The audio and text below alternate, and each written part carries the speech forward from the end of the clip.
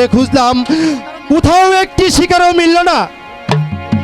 দেখি আমি ওদিকে গিয়ে দেখি কোনো শিকার সন্ধান পাওয়া যায় কিনা। কি কে তুমি এখানে বসে আছো?